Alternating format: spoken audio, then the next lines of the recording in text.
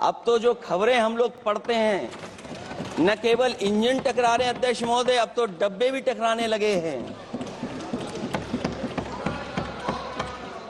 सुना है क्योंकि दिल्ली में चुनाव है, आप इंजीनियर की डब्बा हैं।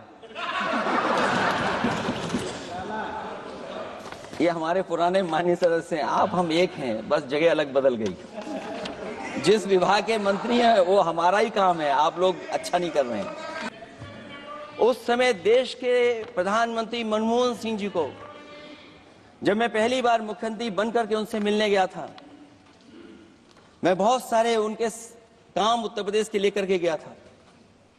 आज वो हमारे बीच नहीं हैं, लेकिन कम से कम उन्हें इसी बात से याद कर रहे हैं, जो जो मैंने काम उस समय दिए थे, एक एक काम उस समय के प्रधानमंत्री जी ने मेरा पूरा कर करके, और उसका परिणाम ये हुआ है अध्यक्ष महोदय, और उसका परिणाम ये हुआ है कि आज उत्तर प्रदेश में जितनी भी मेट्रो चल रही है, चाहे वो लखनऊ की हो, कानपुर की हो, आगरा की हो, नोएडा की हो, ग्रेटर नोएडा को जोड़ रही हो, दिल्ली को जोड़ रही हो।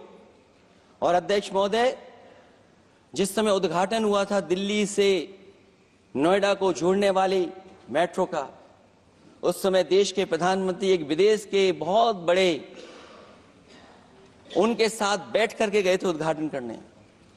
वो अगर किसी ने काम किया था पूरा, तो नोएडा अथॉरिटी और समाजवादी सरकार ने, उसमें आपकी देन कोई नहीं थी। ये बात मैं मेट्रो की इसलिए कर रहा हूं कि जो लोग दिल्ली में मेट्रो बना रहे हैं, वो बनारस में मेट्रो क्यों नहीं बना पा रहे हैं। और दिल्ली का विकास अपने आप हो जाएगा, बस ये जो भारतीय जनता पार्टी की दिल्ली वाली सरकार है वो हस्तक्षेप करना बंद कर दे। दूसरा, हमारा एक जाति जनगणना का मसला बहुत पुराना है, ये कोई नया नहीं है। आरक्षण के सवाल पर इस देश में दक्षिण भारत से लेकर के उत्तर भारत में और देश में जगह जगह पर बहुत सारे नेता ऐसे रहे जो आज हमारे बीच नहीं हैं, जिनकी वजह से हम आज उस आंदोलन को आगे ले जा रहे हैं।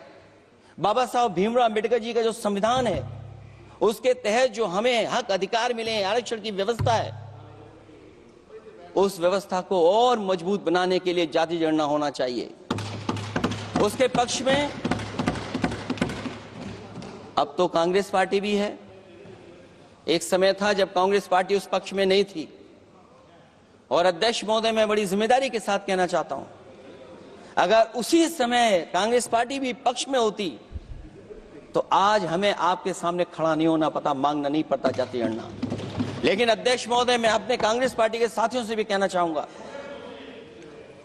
अध्यक्ष महोदय, मैं कांग्रेस पार्टी के साथियों से भी कहना चाहता हूं, हम आपके साथी हैं, और इस मुद्दे पे तो हम आपके साथ और आपके आगे भी चल करके आपका साथ दे देंगे।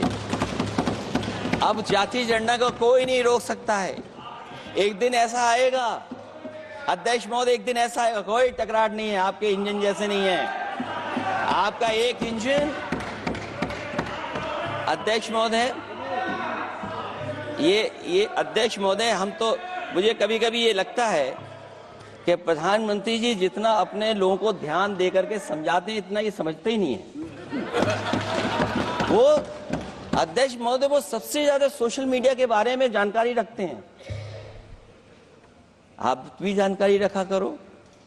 अगर आप जानकारी रखोगे तो आपको सच्चाई पता लग जाएगी। एक इंजन ने नमस्कार नहीं किया था दूसरे इंजन को, अगर याद हो तो पता कर लें।